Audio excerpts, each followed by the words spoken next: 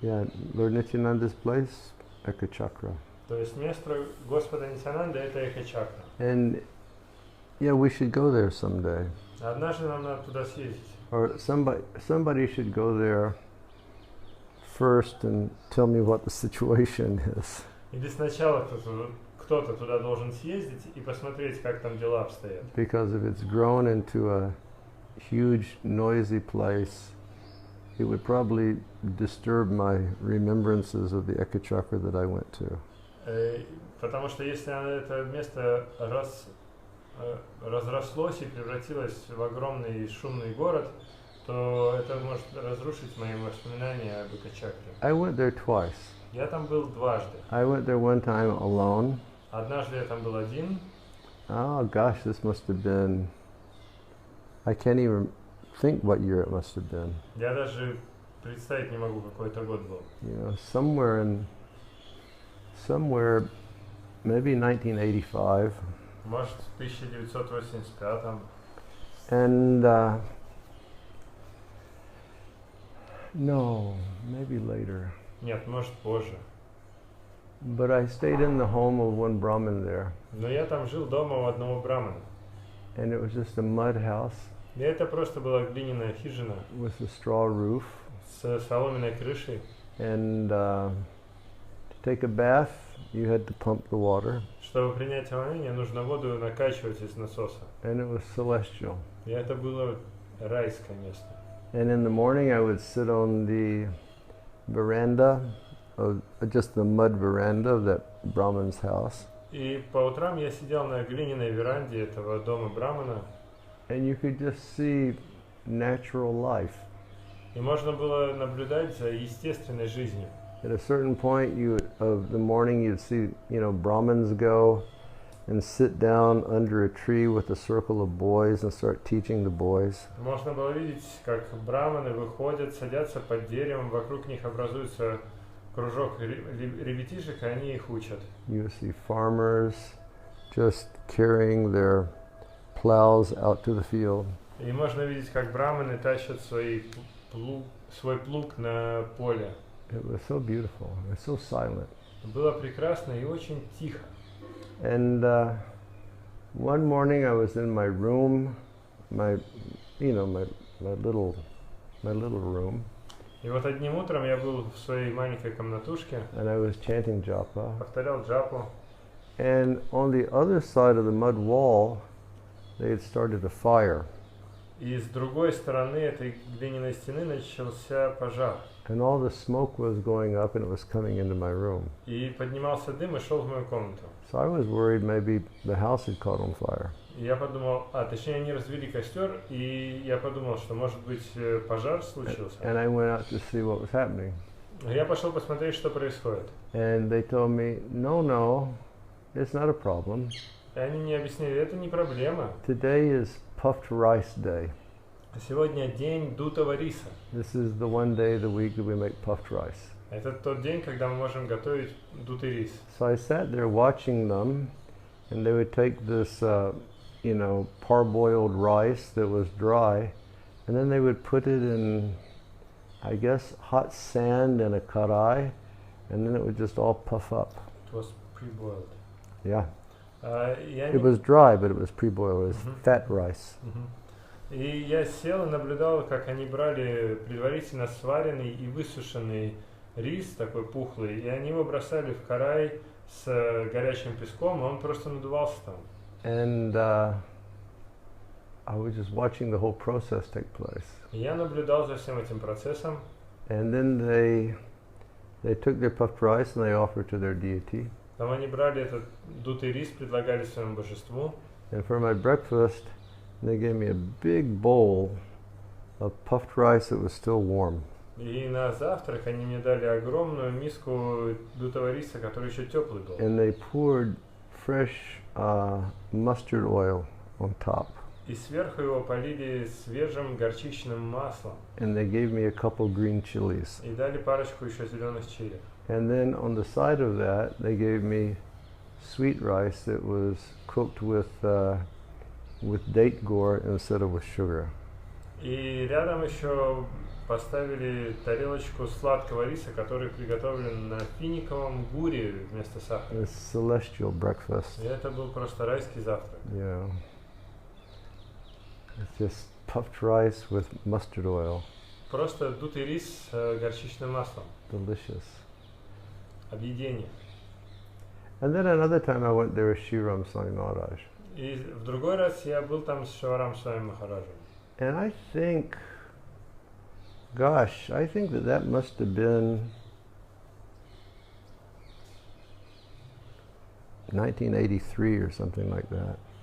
Я думаю, это был 1983 или что-то в этом духе. But I can't remember. Не помню. But we went there and we stayed for about 3 days and we were just chanting rounds all day long and praying for the mercy of Nitai.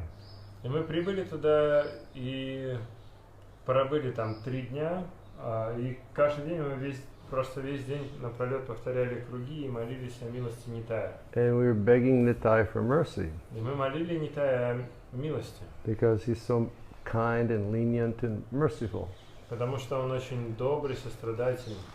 Now, before I went there, I'd had an interesting experience. И перед тем, как я туда прибыл, у меня был интересный опыт. I had gone to Delhi for some work. Я был в Дели по делам.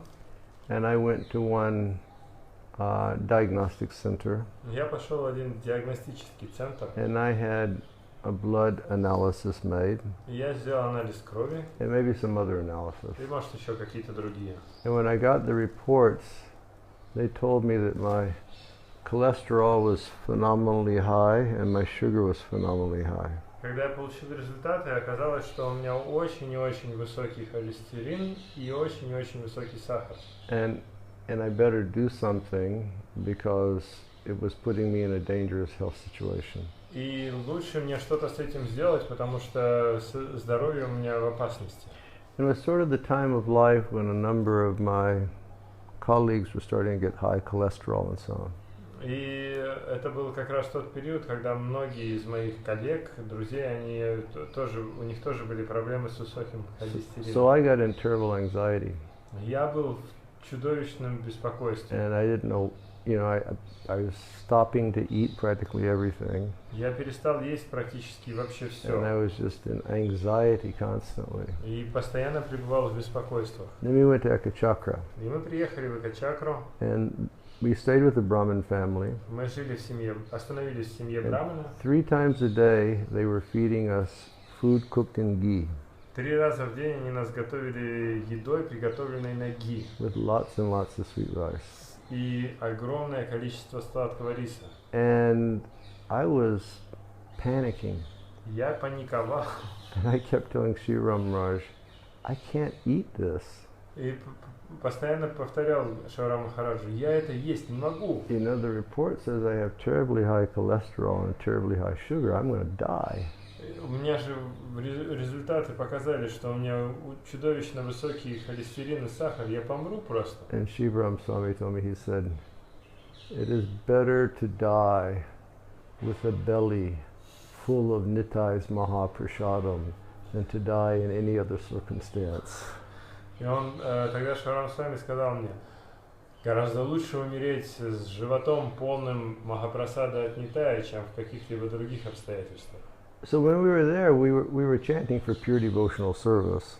И когда мы там были, мы повторяли ради чистого преданного служения. I wasn't asking Nitai to cure this situation. Я не просил Нитая исправить эту ситуацию. But the last night we were there, we laid Shivaram Maharaj and I laid our sleeping bags down on the veranda of the Brahmin's house and we put mosquito nets around us and we went to sleep.